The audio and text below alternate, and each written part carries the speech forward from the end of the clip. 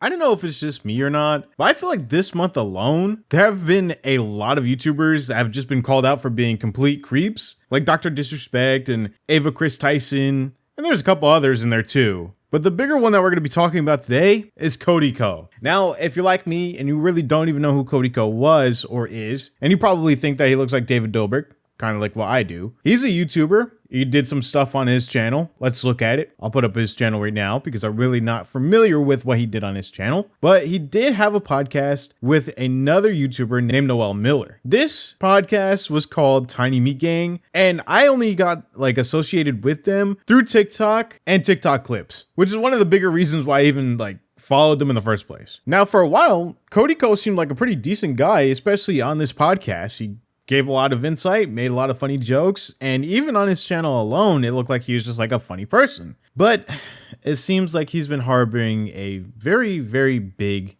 and disgusting secret for the past couple of years, which only really got more attention when another YouTuber named Dangelo Wallace uploaded a video titled An Uncomfortable Conversation About Cody Ko. And yeah, this one video exploded in just views and popularity and people just speaking about this whole situation. Just like what the title says, it was an uncomfortable conversation, mostly because Cody Ko is so big in the commentary community and making jokes about other people that he has bigger friends within the commentary community that would never speak about this situation. Now, for context, the situation is that Cody Ko had sexual relations with Tana Mongeau when she was 17 and he was 25 years old.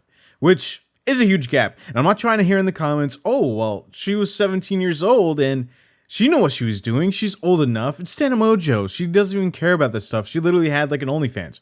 I'm not too sure if she actually had an OnlyFans, but I'm sure that's what people will try to say in the comments down below. But that's not the point of this whole conversation. The point is, in this video, Dangelo Wallace shows clips of Tana Mongeau saying that she had a huge crush on Cody Ko and how she was a huge fan of him. So this directly shows that Cody Ko used his power dynamic to get into her pants, which is just obviously disgusting. But the fact that we just learned about this recently, and not even really learned about it recently because Tana Mongeau has been speaking about this on her podcast, on a bunch of other things, and there's a clip of her even speaking about it at a live event that she did for a podcast. Who's the smallest you've ever had sex with? Oh my God, no one look at me, Cody Ko. I can say that. I was literally 17, I can say that. But she has been speaking about this for a long time, especially this year alone, but nobody really even took her seriously.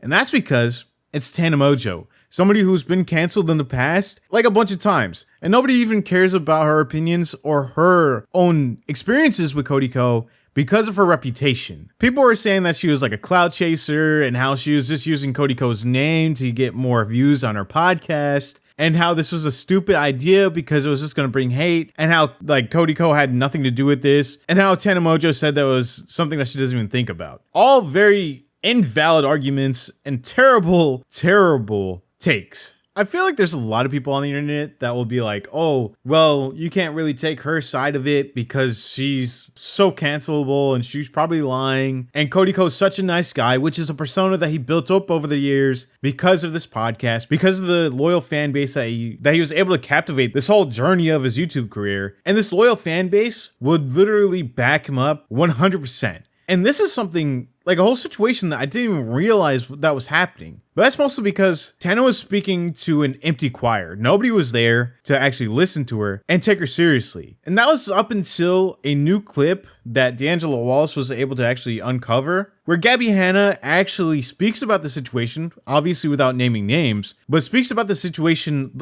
pretty much verbatim about what happened, the same way that Tana said it. But this clip came out years before Tana actually spoke about the situation. One time, I told a guy, I saw him making out with a girl at a party who was underage, and I pulled him aside and I was like, hey man, you probably don't know, I know she looks a little older, she's underage, watch it. And he's like, oh my God, thank you for telling me. And then he turned that, which got people thinking. If Gabby is one person that's saying this situation happened in a different podcast from years ago, and now Tana's saying this now, then this must mean that it happened. And why, if this did happen, why did nobody try to go after Cody Ko and his disgusting behavior. And this is because Cody Ko has a huge following, and his friends within the community probably didn't want to sever their ties because of the benefits that they were able to get if they were connected with Cody Ko. We've seen it with David Dobrik, where people really don't want to go after him unless something really big happens. And honestly, to me, him and David look exactly the same, and they act the same way too by trying to bury anything that happened in their past so that it doesn't come into light later on. Just like how David Dobrik randomly just stopped posting to YouTube and started posting on Snapchat, where people really can't reply to the Snapchat stories, and that's like he opens them, obviously. After this big controversy and drama came out, Cody Ko has not once acknowledged this, and instead DJ'd a couple days after this whole entire video came out. I'll play a clip of it. Obviously, I can't play the song, but I think it was like I'm Sorry or Sorry by Justin Bieber. If I'm wrong, put it in the comments down below because I only know the lyrics. I just don't know the song.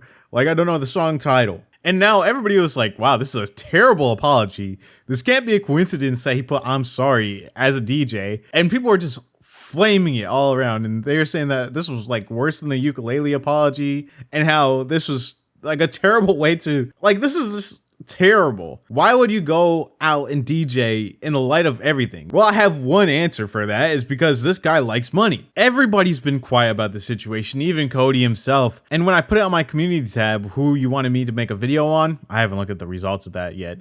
But on the main channel, oh yeah, obviously if you're not from this main channel or coming over from the main channel and you're seeing this video like on your recommended or whatever else, I actually do have a main channel, 180,000 subscribers, almost 181,000 subscribers. If you leave this channel and go to that one and subscribe, and also subscribe to this one. But yeah, on that main channel, in the community posts, I asked which one did you want me to make a video on first? And a lot of people said Cody Ko, and a lot of people said Ava Chris Tyson, and also a lot of people said Dr. Disrespect. But I feel like people were mad when I said that I was going to make a video on Ava Chris Tyson first before the Cody Ko thing. But literally the only reason why I even did the Ava Chris Tyson video first was because Cody Ko never even responded until either today or yesterday. One of those. I'm pretty sure Tiny Meat Gang or TMG put up an email to their Discord. I'm pretty sure it was their Discord, sending out an official response to this whole situation.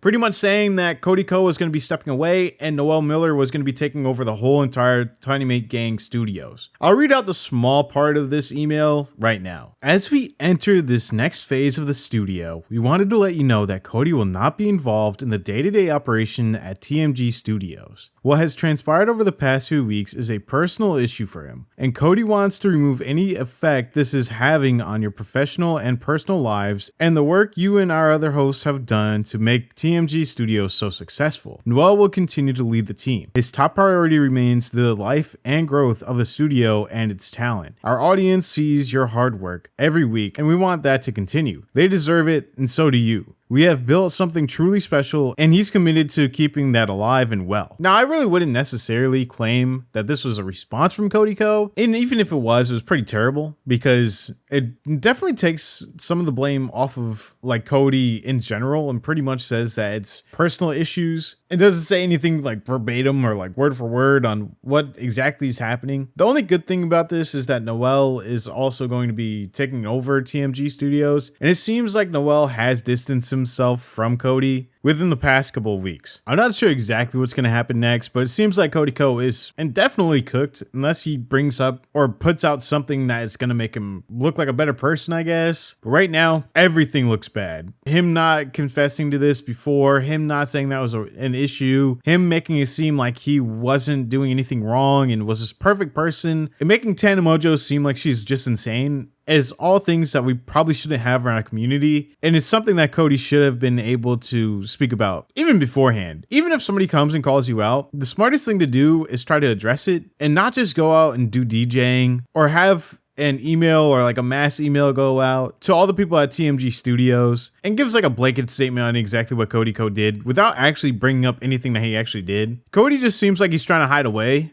and run away from his issues, which is never a good thing. We've seen that in the past where you're never gonna survive that. And I feel like unless Cody comes out with a very big video trying to explain his side of the story, then nothing will change. But also, even if he does, the the amount of time that he's taking just to reply is also very frightening, because behind the scenes, he can be coming up with this elaborate video that doesn't really describe anything that's going on. Just like what we saw with David Dobrik, where he half-assed like went over the things that were going on in his personal life, or the things that he did to his friends and to the people that were like calling him out for all the things that he did, or like Dirty Dom did. This could be the same thing that Cody Ko is doing as well. And honestly, he's just pretty fishy. I'm not sure exactly how he's going to come back from this. I'm pretty sure he's cooked. I think he's a loser. I think he's pretty weird.